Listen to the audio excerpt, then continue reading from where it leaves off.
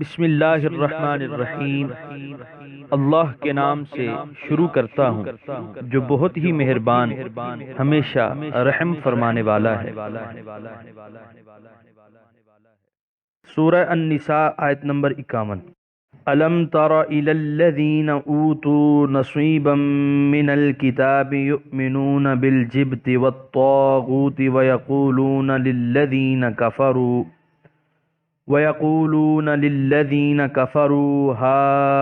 هَؤُلَاءِ أَهْدَىٰ مِنَ الَّذِينَ آمَنُوا سَبِيلًا۔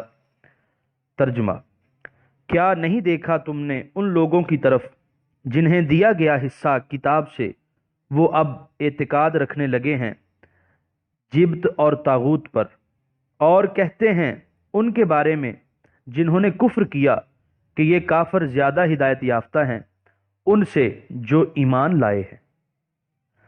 سورہ النساء آیت نمبر 51 کے پہلے حصے کی تفسیر۔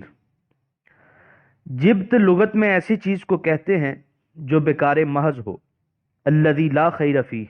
اس کا اطلاق جادو، جادوگر، جوتش، رمل اور فال گری وغیرہ خرافات پر ہوتا ہے۔ حضور کریم علیہ الصلوۃ والسلام کا ارشاد ہے، کینکریاں پھینک کر فال پکڑنے کو ترک کہتے ہیں، اور التیرہ کا معنی بدشگونی ہے، اور العیافہ پر پرندوں کے ناموں، آوازوں اور ان کے گزرنے سے فال پکڑنے کو کہا جاتا ہے۔ حاشیہ قرطبی۔ یہ سب اوہام پرستی کی اقسام ہیں۔ صاحب المنار کہتے ہیں یعنی مکر و فریب، وہم پرستی اور خرافات کو جبت کہا جاتا ہے، اور طاغوت کی تعریف ادب و لغت کے امام جوہری نے یہ کی ہے، وَالطَّاغُوتُ الْكَاهِنُ وَالشَّيْطَانُ وَكُلُّ رَاسٍ فِي الضَّلَالَةِ، یعنی طاغوت کا اطلاق کاہن اور شیطان پر بھی ہوتا ہے، اور اس شخص کو بھی طاغوت کہتے ہیں جو کسی گمراہی کا سرگنا ہو۔ مزید وضاحت سورہ بقرہ کی آیت 256 کے حاشیے میں ملاحظہ فرمائیے۔ سورہ النساء آیت نمبر 51 کے بقیہ حصے کی تفسیر۔ جنگ احد کے بعد یہود کے دو سرگنے کعب بن اشرف اور حج بن اخطب چند اور یہودیوں کے ہمراہ مکہ گئے تاکہ کفار کو مسلمانوں پر حملہ کرنے کے لیے اکسائیں۔ ابو سفیان نے ان سے پوچھا کہ ہم تو ان پڑھ ہیں اور آپ لوگ اہل علم اور صاحب کتاب ہیں، ہمیں یہ تو بتاؤ کہ راستی پر کون ہے، ہم یا محمد صلی اللہ علیہ وآلہ وسلم؟ یہ جانتے ہوئے کہ شرک محض کو توحید خالص سے کیا نسبت ہو سکتی ہے، پوری بے باکی سے کفار مکہ کو خوش کرنے کے لیے جواب دیا کہ ان سے کہیں زیادہ تم ہدایت پر ہو، جانتے بوجھتے سفید جھوٹ، اخلاقی پستی ملاحظہ ہو، ایسوں پر لعنت نہ برسے گی تو کیا رحمت کے پھول برسیں گے؟ سورہ النساء آیت نمبر 52۔ اولئک الذین لعنهم اللہ ومن یلعن اللہ فلن تجد له نصیرا۔ ترجمہ: یہی وہ بد نصیب ہیں جن پر لعنت کی ہے اللہ تعالیٰ نے، اور جس پر لعنت بھیجے اللہ تعالیٰ تو ہرگز نہ پائے گا تو اس کا کوئی مددگار۔ سورہ النساء آیت نمبر 53۔ ام لہم نصیب من الملک فاذا لا یؤتون الناس نقیرا۔ ترجمہ: کیا ان کے لیے کوئی حصہ ہے حکومت میں؟ اگر ایسا ہوتا تو نہ دیتے یہ لوگوں کو تل برابر۔ سورہ النساء آیت نمبر 53 کی تفسیر۔ یہ تو خیر ہوئی کہ انہیں اقتدار اور اختیار میسر نہیں، اگر کوئی خطہ زمین ان کے زیر نگی ہوتا تو فرط بخل سے یہ کسی کو پھوٹی کوڑی بھی نہ دیتے۔ سورہ النساء آیت نمبر 54۔ ام یحسدون الناس علی ما آتاہم اللہ من فضلہ فقد آتینا آل ابراہیم الکتاب والحکمت وآتیناہم ملکا عظیما۔ ترجمہ: کیا حسد کرتے ہیں لوگوں سے اس نعمت پر جو عطا فرمائی ہے انہیں اللہ تعالیٰ نے اپنے فضل سے؟ وہ حسد کی آگ میں جلا کریں، ہم نے تو مرحمت فرما دی ہے ابراہیم کے گھرانے کو کتاب اور حکمت، اور عنایت فرما دی ہے انہیں عظیم الشان سلطنت۔ سورہ النساء آیت نمبر 54 کی تفسیر۔ حسد کی تعریف یہ کی گئی ہے، الحسد بأنہ تمنی زوال النعمت عن صاحبہا المستحق لہا، یعنی ایسے شخص سے نعمت کے زوال کی آرزو کرنا جو اس نعمت کا صحیح مستحق ہو۔ اس آیت میں بتایا گیا کہ یہودیوں کی یہ اسلام دشمنی محض حسد کی وجہ سے تھی، ورنہ یہ مرکہ حسن و خوبی بھی تو خاندان ابراہیم کا چشم و چراغ ہے، اور حضرت ابراہیم کے خاندان کو تو اس کے رب نے نبوت، کتاب، حکمت اور وسیع سلطنت سے سرفراز فرمایا۔ اگر اس کے ایک فرزند کو یہ نعمتیں پھر بخشی گئی ہیں تو حیرت و افسوس کیوں ہو؟ نکیر کھجور کی گٹھلی پر باریک سا جو نقطہ ہوتا ہے اس کو نکیر کہتے ہیں، مراد ہے حقیر ترین چیز۔ سورہ النساء آیت نمبر 55۔ فَمِنْهُمْ مَنْ آمَنَ بِهِ وَمِنْهُمْ مَنْ صَدَّ عَنْهُ وَكَفَى بِجَهَنَّمَ سَعِيرًا۔ ترجمہ، تو ان سے کوئی ایمان لائے اس کے ساتھ اور کسی نے منہ پھیر لیا اس سے، اور کافی ہے انہیں جلانے کے لیے جہنم کی دہکتی ہوئی آگ۔ سورہ النساء آیت نمبر 56۔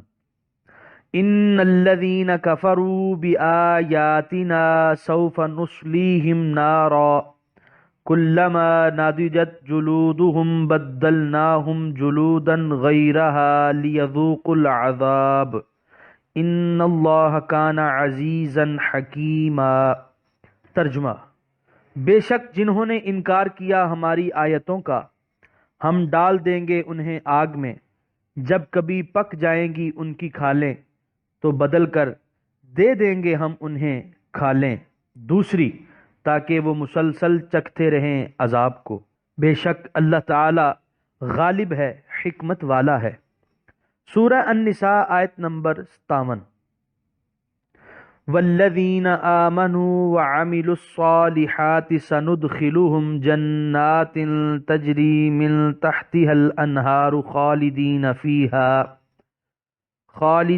فیہا ابدا لهم فیہا ازواج مطہرۃ وندخلهم ظلا ظلیلا۔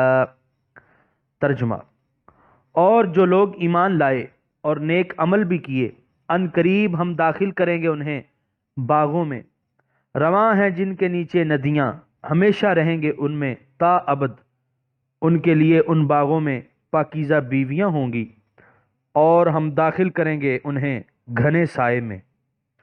سورہ النساء آیت نمبر 58۔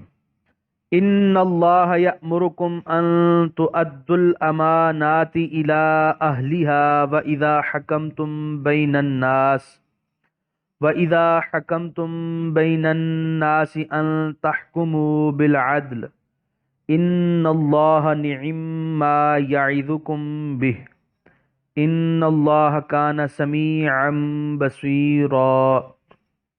ترجمہ، بے شک اللہ تعالی حکم فرماتا ہے تمہیں کہ ان کے سپرد کرو امانتوں کو جو ان کے اہل ہیں، اور جب بھی فیصلہ کرو لوگوں کے درمیان تو فیصلہ کرو انصاف سے۔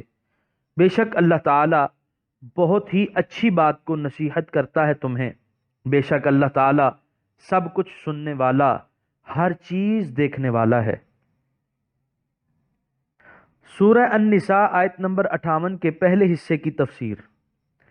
علامہ قرطبی لکھتے ہیں، یعنی یہ آیت قرآن کریم کے اہم ترین احکام سے ہے، اس کے ضمن میں دین اور شریعت کی تمام تفصیلات سمیٹ کر رکھ دی گئی ہیں، اور قرطبی کا یہ کہنا بالکل بجا ہے، کیونکہ ادائے امانت سے مراد یہاں صرف یہی نہیں کہ آپ کسی شخص کے پاس کوئی چیز رکھیں اور وہ آپ کو جوں کی توں واپس کر دے، بلکہ اس کا مفہوم وسیع تر ہے۔ عبادات بھی امانت ہیں، ان کو صحیح وقت پر اخلاص نیت سے شرائط و قیود کی پابندی کے ساتھ ادا کرنا اس امر کی تعمیل ہے۔ اگر آپ کو اقتدار و حکومت حاصل ہے تو غریب و امیر، قوی و ضعیف میں مساوات قائم کرنا، عدل کے ترازو کو تمام مخالف رجحانات کے باوجود برابر رکھنا، حکومت کے عہدوں پر تقرر کے لیے کنبہ پروری اور دوست نوازی کی بجائے صرف اہلیت و قابلیت کو معیار قرار دینا بھی اس حکم کی تعمیل میں داخل ہے۔ علامہ قرطبی لکھتے ہیں، وَالْأَزْهَرُ فِي الْآيَاتِ أَنَّهَا عَامَّةٌ فِي جَمِيعِ النَّاسِ۔ سورہ النساء آیت نمبر 58 کے دوسرے حصے کی تفسیر۔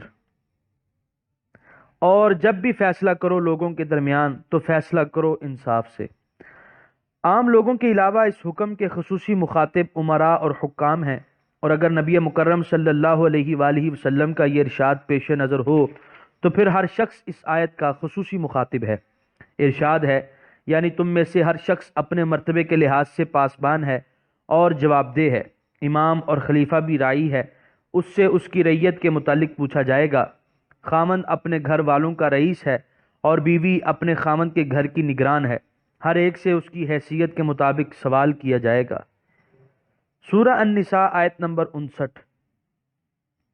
یا ایہا الذین آمنوا اطیعوا اللہ واطیعوا الرسول واولی الامر منکم فَإِن تَنَازَعْتُمْ فِي شَيْءٍ فَرُدُّوهُ إِلَى اللَّهِ وَالرَّسُولِ إِن كُنتُمْ تُؤْمِنُونَ بِاللَّهِ وَالْيَوْمِ الْآخِرِ ذَلِكَ خَيْرٌ وَأَحْسَنُ تَأْوِيلًا۔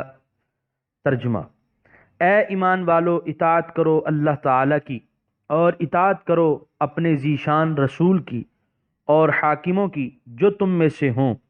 پھر اگر جھگڑنے لگو تم کسی چیز میں تو لوٹا دو اسے اللہ اور اپنے رسول کے فرمان کی طرف، اگر تم ایمان رکھتے ہو اللہ پر اور روز قیامت پر، یہی بہتر ہے اور بہت اچھا ہے اس کا انجام۔ سورہ النساء آیت نمبر 59 کی تفسیر۔ اس آیت میں اللہ تعالیٰ اور اس کے رسول مکرم کی اطاعت کے علاوہ مسلمان امراء اور حکام کی اطاعت کا بھی حکم دیا گیا۔ اس کی وجہ ظاہر ہے کیونکہ حضور علیہ الصلاۃ والسلام نے اس دار فانی میں زیادہ دیر اقامت گزین نہیں ہونا تھا، اور حضور کے بعد امور مملکت کی ذمہ داری خلفاء اور امراء نے سنبھالنی تھی، اس لیے ان کی اطاعت کرنے کے متعلق بھی تاکید فرمائی۔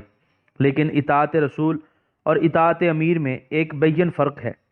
نبی معصوم ہوتا ہے، جملہ امور میں خصوصاً احکام شرعی کی تبلیغ میں اس سے خطا نہیں ہو سکتی، اس لیے اس کی اطاعت کا جہاں حکم دیا غیر مشروط اطاعت کا حکم دیا۔ مثلا ما آتاکم الرسول فخذوہ وما نہاکم عنہ فانتہوا، جو کچھ تمہیں رسول دے لے لو اور جس سے روکے رک جاؤ۔ رسول کا ہر حکم واجب التسلیم اور اٹل ہے، اس میں کسی کو مجالے کیلو کال نہیں۔ خلیفے کا معصوم ہونا ضروری نہیں، اس سے غلطی بھی ہو سکتی ہے، اس لیے اس کی مشروط اطاعت کا حکم دیا کہ اس کے حکم کو خدا و رسول کے فرمان کی روشنی میں پرکھو، اگر اس کے مطابق ہے تو اس پر عمل کرو، ورنہ وہ قابل عمل نہیں۔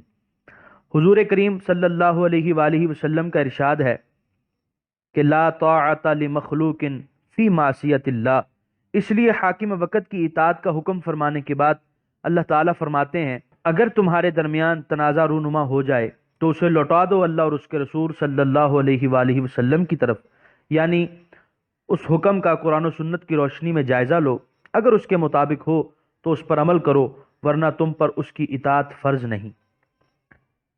یہاں پر 5ویں پارے کا 5واں رکوع مکمل ہوا اور یہاں پر 5ویں پارے کا پہلا پاؤ مکمل ہوا۔